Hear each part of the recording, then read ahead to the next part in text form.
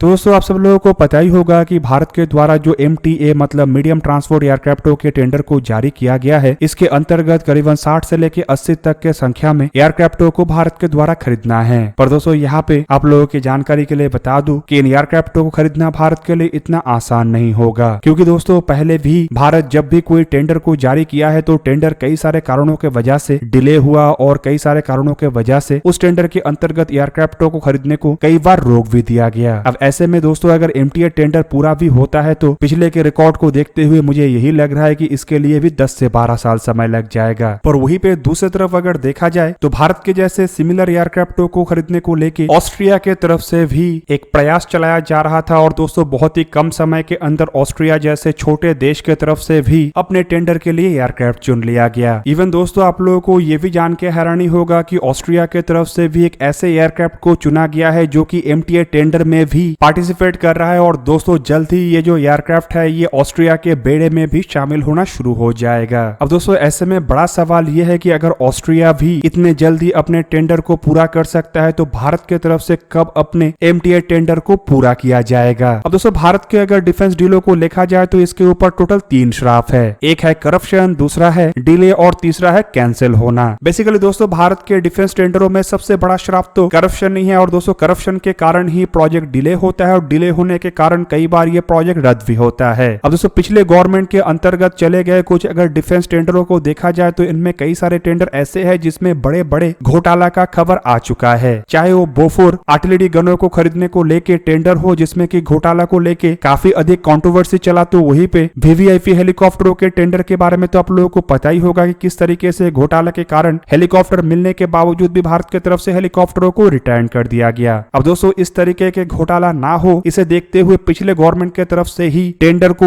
इतने अधिक शर्तों के अंतर्गत और इतने अधिक रेस्ट्रिक्शन के अंतर्गत रखा गया था कि जो टेंडर था ये 10 से 15 साल तो ऐसे ही कागजों के अंदर चलता रहता था। इवन दोस्तों कई बार टेंडर के अंतर्गत जब एयरक्राफ्टों को या हथियारों को सिलेक्ट किया जाता था तब तक वो जो हथियार था वो ऑब्सोलीट भी हो जाता था। अब दोस्तों यही चीज का शिकार भारत के सबमरीनों के टेंडर भी हो चुका है और फाइटर एयरक्राफ्टों का टेंडर भी हो चुका है। साल 2007 में भारत की तरफ से 126 फाइटर एयरक्राफ्टों को खरीदने को लेकर टेंडर जारी किया गया था और दोस्तों साल 2015 में जाके एयरक्राफ्ट को सिलेक्ट किया गया, लेकिन साल 2016 में केवल 36 एयरक्राफ्टों को खरीद के टेंडर को रद्द कर दिया गया। अब दोस्तों 10 साल तक ये टेंडर चलने के बावजूद अगर टेंडर सफल नहीं हुआ तो इससे आप समझ सकते होंगे कि आर्म फोर्सेस को कितना बड़ा नुकसान हुआ होगा। दूसरी तरफ दोस्तों सबमरीनों के टेंडर को काफी समय पहले ही लॉन्च किया गया, लेकिन ये टेंडर भी कंप्लीट होगा या नहीं होगा इसे लेकर कोई गारंटी नहीं है। अब दोस्तों इस तरीके का संभावनाएं तो MTA टेंडर को लेकर भी लग रहा है, क्योंकि जो भारत में प्रोसेस है वो काफी लेंथी चलता है और दोस्तों अगर प्रोसेस को शॉर्ट करते हुए कोई एयरक्राफ्ट खरीदा जाता है तो दोस्तों कई बार ये पॉलिटिक्स के भेंट चढ़ जाता है। एग्जांपल के रूप में दोस्तों 36 राफेल एयरक्राफ्टों के डील को ही देख ले कि किस तरीके से उसे पॉलिटिकल कंट्रोवर्सी के अंतर्गत खींचने का प्रयास किया गया और किस तरीके से एक इलेक्शन का मुद्दा ही ये राफेल एयरक्राफ्ट का डील बना रहा। वहीं पे दोस्तों 26 राफेल M एयरक्राफ्टों को और परचेस किया जाना है, लेकिन कुछ रिपोर्टों में दावा किया जा रहा है कि फिर से ऐसा कंट्रोवर्सी ना हो इस कारण गवर्नमेंट की तरफ से फूक फूक के कदम रखा जा रहा है और शायद डील के ऊपर हस्ताक्षर जनरल इलेक्शन के बाद ही किया जाए। अब दोस्तों इससे पॉलिटिकल पार्टियों का तो कुछ नुकसान नहीं होगा, बल्कि उन्हें वोट के दरमियान भाषण देने का टॉपिक मिल जाएगा, लेकिन नुकसान होता अगर किसी को है तो वो है आर्म फोर्सेस। अब दोस्तों ऑस्ट्रिया के ही इस टेंडर को अगर देख लिया जाए तो कुछ ही समय पहले ही इस टेंडर को जारी किया गया था और इस टेंडर के अंतर्गत ऑस्ट्रिया अपने बेड़े के पुराने हो चुके C-130 एयरक्राफ्टों को रिप्लेस करना चाहता है। और दोस्तों अब रिपोर्टों में दावा किया जा रहा है कि ऑस्ट्रिया के द्वारा अपने टेंडर के अंतर्गत एम्बेरियर कंपनी की तरफ से निर्माण किया हुआ C-390 मिलेनियम एयरक्राफ्टों को चुन लिया गया है और अब जल्द ही ये जो मिलेनियम एयरक्राफ्ट है ये ऑस्ट्रिया के बेड़े में शामिल होना भी शुरू हो जाएगा। दूसरी तरफ दोस्तों अगर मिलेनियम एयरक्राफ्टों को देखा जाए तो फिलहाल इंडिया के जो MTA टेंडर है उसमें भारत के सामने जितने भी एयरक्राफ्टों का ऑफर हुआ है उनमें मिलेनियम एयरक्राफ्टों को भी एक स्ट्रॉन्ग दावेदार के रूप में देखा जा रहा है। दोस्तों मिलेनियम एयरक्राफ्टों को ब्राजील के एम्बेरियर कंपनी की तरफ से निर्माण किया गया है, लेकिन इन एयरक्राफ्टों का इस्तेमाल ब्राजील के अलावा हंगरी, नीदरलैंड और पोर्तुगाल कर रहा है और जल्द ही ऑस्ट्रिया के बेड़े में भी ये एयरक्राफ्ट होगा। और आपके जानकारी के लिए बता दूं कि इसके साथ साथ ऑस्ट्रिया अब यूरोप के चौथा ऐसा देश बनेगा जो कि एम्बेरियर के इन एयरक्राफ्टों का इस्तेमाल करेगा। मतलब एक तरीके से आप कह सकते हैं कि एम्बेरियर के जो एयरक्राफ्ट है इसका फिलहाल ज्यादातर बड़ा मार्केट यूरोप ही है।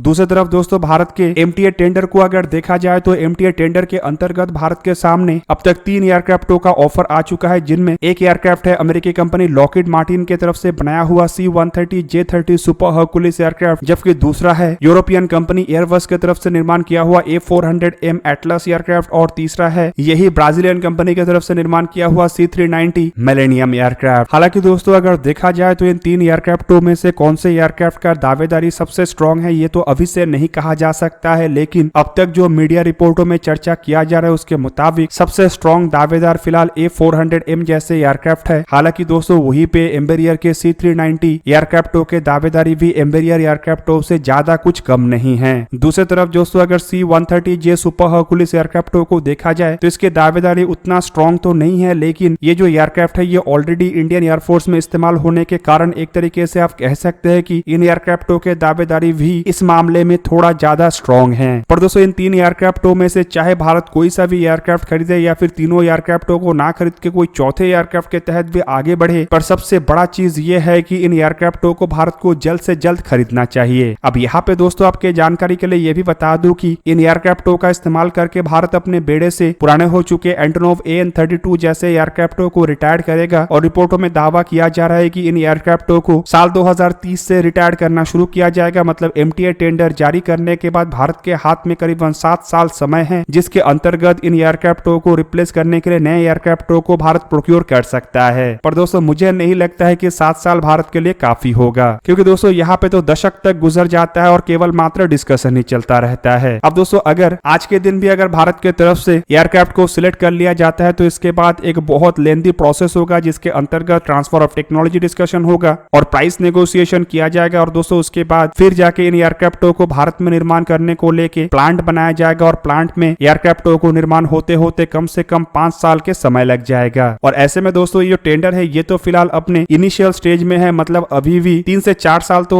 केवल मात्र कौन सा एयरक्राफ्ट आएगा, कौन सा एयरक्राफ्ट नहीं आएगा, कौन सा एयरक्राफ्ट इंडिया के जरूरतों को पूरा कर सकता है, कौन सा नहीं कर सकता है, यही डिस्कस करते हुए गुजर जाएगा। फिर request for information, request for proposal, acceptance of necessity जैसे कई सारे दाव पेच है, और दोस्तों इन दाव पेचों को कंप्लीट करने के लिए अगर सब कुछ सही चलता है तब भी 3 से 4 साल समय लगेगा, और उसके बाद प्राइस नेगोशिएशन और अन्य चीजों को मतलब अन्य फॉर्मेलिटीज को पूरा करने के लिए 1 से 2 साल, फिर एयरक्राफ्टों को भारत में निर्माण करने को लेकर जो प्लांट बनाया जाना है उसके लिए कम से कम 2 से 3 साल, फिर दोस्तों प्लांट निर्माण होने के बाद पहला एयरक्राफ्ट निर्माण होने के लिए और 2 साल, मतलब कुल मिला के अभी भी 10 साल के कम से कम समय लगेगा पहला एयरक्राफ्ट भारत के बेड़े में शामिल होने के लिए। और दोस्तों इस दरमियान अगर कोई अन्य गवर्नमेंट आ जाता है तो आप लोगों को पता ही होगा कि भारत में एक गवर्नमेंट के द्वारा दूसरे गवर्नमेंट के सभी कामों को रोक दिया जाता है। तो ऐसे में दोस्तों ये भी कोई बड़ा बात नहीं होगा कि MTA टेंडर को भी एक ठंडे बस्ते में डाल दिया जाए। और दोस्तों इसमें अगर किसी तरीके का कोई एलिगेशन मतलब करप्शन का कोई इल्जाम लग जाता है तो फिर कानूनी दाव पेच और पॉलिटिकल हमले में भी 1-2 साल गुजर जाएगा, और उसके बाद अगर सब कुछ क्लियर भी हो जाता है तब भी गवर्नमेंट की तरफ से फूक के कदम अपनाया जाएगा, जिससे कि ये और डिले हो सकता है। अब दोस्तों यही सब कांड के कारण साल 2007 में 126 एयरक्राफ्टों को खरीदने का इरादा बनाया गया था, जिनमें 36 एयरक्राफ्टों को खरीदने के बाद फिर से टेंडर जारी किया गया, और दोस्तों फिर से टेंडर जारी करके भी करीबन 4 से 5 साल गुजर चुका है, और इसमें भी अब तक ज्यादा कुछ प्रोग्रेस नहीं हुआ है। ऐसे में दोस्तों मान के चलिए एंटोनोव AN-32 जैसे एयरक्राफ्ट जो है वो अगर साल 2030 में रिटायर्ड होना शुरू भी होता है तब भी इंडियन एयरफोर्स को नया एयरक्राफ्ट साल 2035 से ही मिलना संभव हो पाएगा, जबकि मुझे नहीं लगता है कि एंटोनोव AN-32 को साल 2030 से रिटायर किया जाएगा, बल्कि ये जो भारत में पॉलिटिकल सिचुएशन है इसे देखते हुए इंडियन एयरफोर्स अपने एयरक्राफ्टों को लंबे समय तक झेलेगा, और इसका हालत भी MiG-21 ना होने तक हमारे जो देश के पॉलिटिकल पार्टी है, मतलब अलग अलग पार्टी, चाहे वो सत्ताधारी पार्टी हो या फिर ऑपोजिशन पार्टी, उनके कान में जू तक नहीं रहेगा। दोस्तों आप लोगों को क्या लगता है कि ऑस्ट्रिया जैसे छोटे देश के तरफ से अगर अपने टेंडर को कम से कम समय में कंप्लीट किया जाना संभव हो पाता है तो भारत क्यों इसे कंप्लीट नहीं कर पाता है? कमेंट करके अपने राय अवश्य दीजिए। दोस्तों आज के इस वीडियो को यही पे ही करते समाप्त, किसी और एक दिन किसी और एक वीडियो में मिलेंगे, तब तक के लिए जय हिंद, वंदे मातरम।